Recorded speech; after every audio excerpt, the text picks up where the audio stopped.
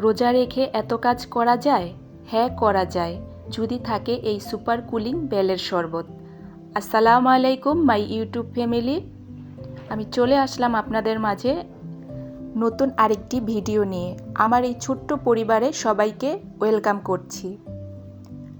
সবাইকে অগ্রিম রমজানের শুভেচ্ছা। দেখতে দেখতে রমজান চলে আসলো আর শীতও কিন্তু বিদায় নিয়েছে। এখন গরম পড়ে যাচ্ছে আর দেখা যাবে রোজার মাঝ দিক দিয়ে আমরা পুরোপুরি গরমের ফিল অনুভব করব।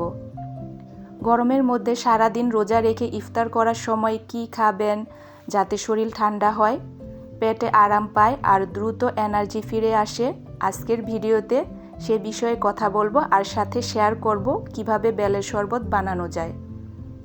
আজকে আমাদের এই প্রিয় বেলের শরবতটা আপনাদের সাথে শেয়ার করব কিভাবে সুস্বাদু করে খুব দ্রুত বানানো যায়। দেখেই বুঝে নিতে পারছেন আমি হাত দিয়ে কিভাবে চিপে চিপে দানাগুলো আগে আলাদা করে নিচ্ছি, তারপরে এরকম একটা ঝাঁঝরিতে ঢেলে নিলাম। এটা করলে হবে কি একেবারে পুরো মসৃণ হয়ে যাবে, মুখে কোনো দানাদার ভাব বা ওই বেলের যে একটা ইসের মতো থাকে সেগুলো কিছুই লাগবে না, আর বেবিরও খেতে পারবে। এই বেলের শরবত আমাদের শরীরের জন্য অনেক উপকারী, এটা আমরা অনেকে জানি, তবে কি কি উপকার সেটা কিন্তু প্রপারভাবে অনেকেই জানি না। বেল আমাদের জন্য, বিশেষ করে রোজাদারদের জন্য একটা বিশেষ আশীর্বাদ।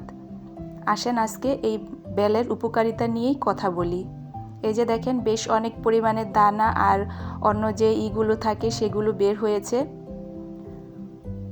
তারপরে হচ্ছে যে এর সাথে আপনারা চাইলে চিনি বা মিঠাই যেটাই হয় মিক্সড করতে পারেন, আবার কেউ যদি এমনি খেতে চান সেটাও পারেন। যেহেতু আমি বেবিদের নিয়ে খাবো, ওরা একটু মিষ্টি হলেই ভালো লাগবে আর আমাদেরও মিষ্টি হলেই ভালো লাগে।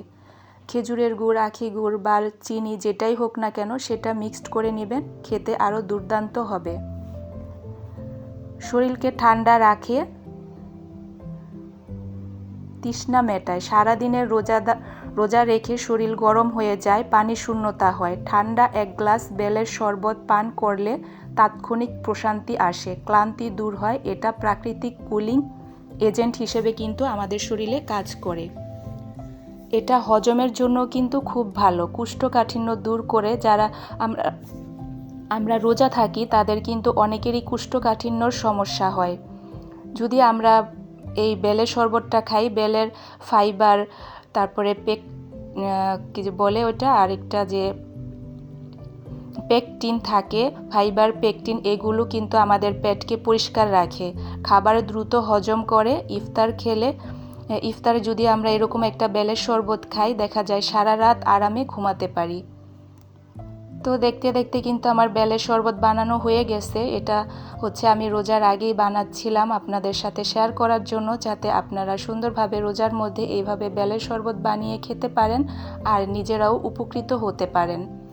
রোজার মধ্যে আমরা সবাই চাই যে সুস্থভাবে সুন্দরভাবে হচ্ছে রোজাগুলো পালন করতে, ইবাদত করতে। যদি আমরা সুস্থ থাকি তাহলেই কিন্তু এগুলো করা সম্ভব। আজকে আমার সকালের নাস্তায় ছিল পরোটা। এটা তো আর বলার সেভাবে কিছু নেই, আমরা আজকে বেল নিয়েই কথা বলি। আর সাথে আরেকটা জিনিস মনে করিয়ে দেই, আমার প্রিয় ভাইয়া, আপু আর আঙ্কেল আন্টি যারাই দেখছেন, প্লিজ দয়া করে আমার ভিডিওতে একটা লাইক দিয়ে কন্টিনিউ করেন। আর যারা এই কাজটি করে দিয়েছেন তাদেরকে জানাই অসংখ্য অসংখ্য ধন্যবাদ।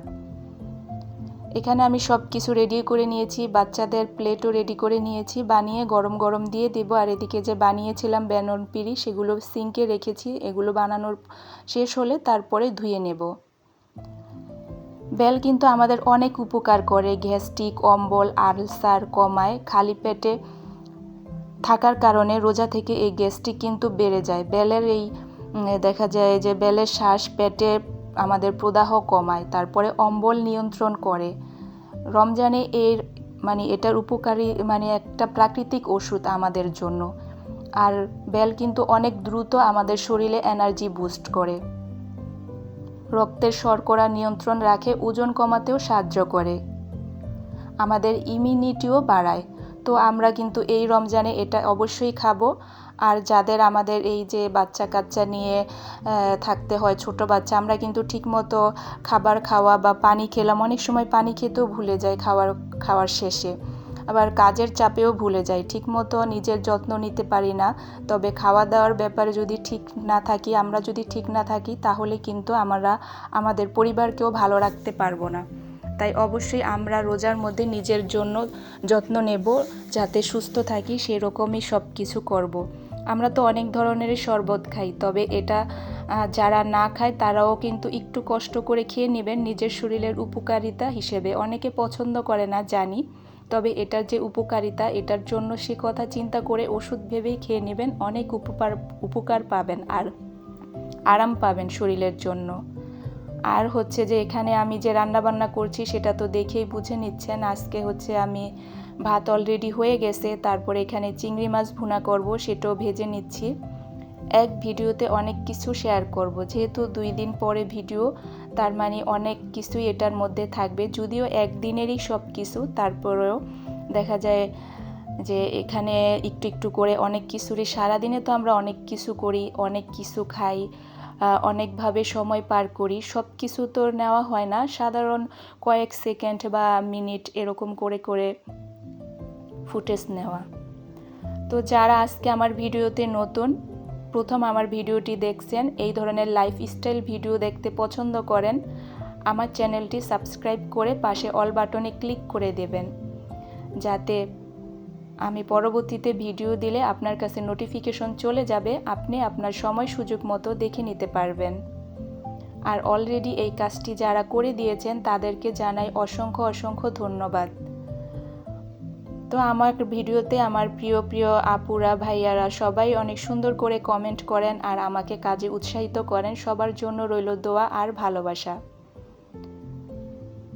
এই প্রতিদিনের চলার পথে আমরা একে অপরকে সাহায্য করছি বা করার চেষ্টা করছি, এটা কিন্তু আমাদের অনেক ভালো লাগার একটা যাত্রা। সবাই মিলে একসাথে চলছি, চাই আমরা সবাই একবার সাকসেস হই।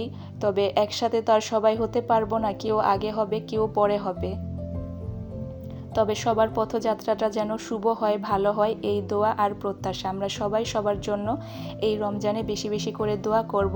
আর আমাদের যেই কাছের মানুষগুলো পৃথিবী ছেড়ে চলে গেছেন তাদের জন্য বেশি বেশি করে দোয়া করব। এই রমজানটা হচ্ছে আমাদের জন্য অনেক বেশি আমল করার একটা সময়। এই সময়টা কখনো মিস করা যাবে না, প্রতিটা মুহূর্তেই আমাদেরকে মনে মনে বিভিন্ন জিকির করতে হবে, আমল করতে হবে, সত্য কথা বলতে হবে। এই সময় একটা প্র্যাকটিস করার সময়, সত্য কথা বলা, ভালো থাকা, চুপচাপ থাকা। এদিকে বলতে বলতে আমার রান্না বান্না কমপ্লিট হয়ে গেছে, আর হাজব্যান্ডের জন্য আমি এদিকে তরকারিগুলো উঠিয়ে নিয়েছি বাটিতে। আর এই হচ্ছে ডাল আর চিংড়ি মাছ ভুনা, এটা আমাদের দুপুরের জন্য শুধু অল্প করেই করেছি, কারণ রাতে আবার খাবার আসবে। তো এখন বলি খাবার কোথা থেকে আসবে। খাবার দেখানোর আগেই খাবারের গল্প করি। সেটা হচ্ছে যে আমাদের যে আরেক সাইডে কাজ চলতেছে ফ্ল্যাটের, ওইখানেই আজকে মিটিং হবে, তো ওইখান থেকেই কাচ্চি দেওয়া হবে। তো সেটার জন্য আমি অল্প অল্প করে দুপুরের জন্য রান্না করেছি। আর খাবার কিন্তু এভাবে ঢেকে রাখলেই ভালো, খাবার আমরা যতটা সম্ভব ঢেকে স্বাস্থ্যসম্মতভাবে রাখবো। আর এদিকে বেশ পরিমাণের কাপড় চোপড় হয়েছে, এগুলো আমি এখন ভাঁজ করে নেব।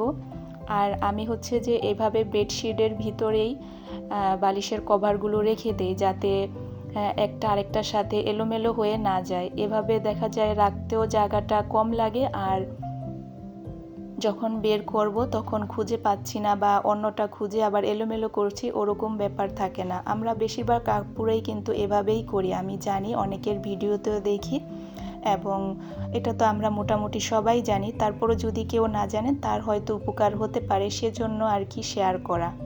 আর এই যে দেখেন আমার ছোট কন্যা, সে এরকমই করে, ওদের বই টই এই যে এখন নিয়ে তাড়াতাড়ি নিয়ে ভাগবে, এত দুষ্ট হয়েছে। এর জন্য দেখা যায় যে বই নিয়ে সামনে ওরা পড়তেই পারে না, যেটা নেবে সেটাই তারই লাগবে, তার জন্য বই আছে, সে ওইটা নেবে না। ওর সব সময় পছন্দ হয় ভাই বোনদেরটাই। দেখেন কত নিচের থেকে এটা বের করে নিয়ে যেতেছে, ওরা লুকায় রাখছে এটাই ও নিবে, আবার বোনের জুতো পরছে। বেশ অনেক কাজ করলাম, তারপরে বানিয়ে নিলাম আমার এনার্জি ড্রিঙ্ক। আসলে হচ্ছে কি, এই যে অনেক কাজ করা হয়, একটার পর একটা কাজ করা হয়, তখন শরীর না অনেক হয়ে আসে। আর যদি একটু চা বা কফি খাওয়া হয় তাহলে শরীরে মনে হয় আবার পুরো কাজ করতে এনার্জি পাই।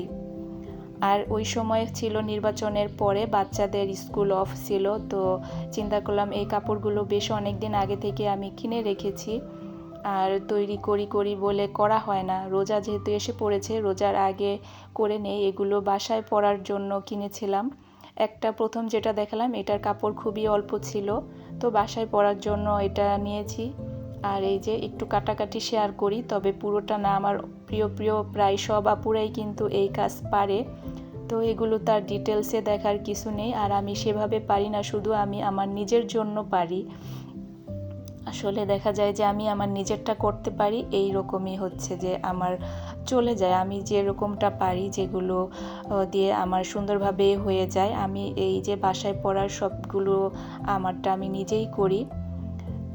যদি খুব বেশি দামি না হয় তাহলে মার্কেটে দেই না, নিজেরটা নিজেই করতে চেষ্টা করি, সময় সুযোগ বের করে অল্প অল্প করে নেই। তো এই যে আরেকজনকে করতে দিছিলাম, সে দেখেন কি করেছে না করেছে, এটা করেছে আমার ছেলে, এরকম ভিডিও নাচানাচি শুরু হয়ে গেছে। যাই হোক, সে করে দিয়েছে, তার জন্য তাকে ধন্যবাদ, যেটুকুই করে দিয়েছে এই আর কি। ভিডিওর এই পর্যায়ে এসে আবারও মনে করিয়ে দিচ্ছি, এখনও যারা আমার ভিডিওতে লাইক দেননি প্লিজ দয়া করে লাইক দিয়ে কন্টিনিউ করেন। আর যারা এই কাজটি করে দিয়েছেন আবারও তাদেরকে জানাই অসংখ্য ধন্যবাদ। তো এখন তো রোজা চলে আসতেছে, রোজার মধ্যে সবারই অনেক বেশি ব্যস্ততা থাকবে, তাই এখন থেকে চিন্তা করেছি আর এভরিডে ভিডিও দেব না। এটা আসলে নিজের জন্য হার্মফুল আর অন্যদের জন্য বিরক্তির কারণ হতে পারে। তাই তারপরে সন্ধ্যাবেলা আবার ফুচকা নিয়ে আসছিলাম বাসায়। এখন এই ফুচকা খাবো বাচ্চাদের নিয়ে। আজকে সারা দিন খাওয়া দাওয়া আর কাজের উপর ছিল, যেমন সারাদিন কাজ করেছি ওরকম সারাদিন খাওয়া দাওয়াও করেছি। আসলে খাওয়া দাওয়া করার আরেকটি কারণ হচ্ছে যে রোজা চলে আসছে, তো এই ধরনের খাবারগুলো না খাওয়া হবে না। এরপরে এই যে সেই কাঙ্ক্ষিত কাচ্চি চলে আসছে বাসায়, আর সাথে ছিল মজু। তো ওইখান থেকে 2 প্যাকেট দিয়েছিল, পরে আবার হাজব্যান্ড আরও 2 প্যাকেট নিয়ে আসছে। যেহেতু আমরা 5 জন, 2 প্যাকেটে হবে না, তাই আরও 2 প্যাকেট অ্যাড করে নিয়ে আসছে। বেশ মজা ছিল। আসলে নিজে রান্না করলে না ওই রান্নার ঘ্রাণে পেট ভরে যায়, সেভাবে খাওয়া যায় না। অন্য কেউ করলে বা রেস্টুরেন্টের হলে কিন্তু সেটা তৃপ্তি নিয়ে খাওয়া যায়। আমার সাথে কি আপুরা একমত? যদি একমত হন অবশ্যই কমেন্টে জানাবেন। এটা কিন্তু সত্যি, নিজে রান্না করলে এইসব রিচ খাবার কিন্তু খাওয়া যায় না, ঘ্রাণেই পেট ভরে যায়। আল্লাহ হাফেজ।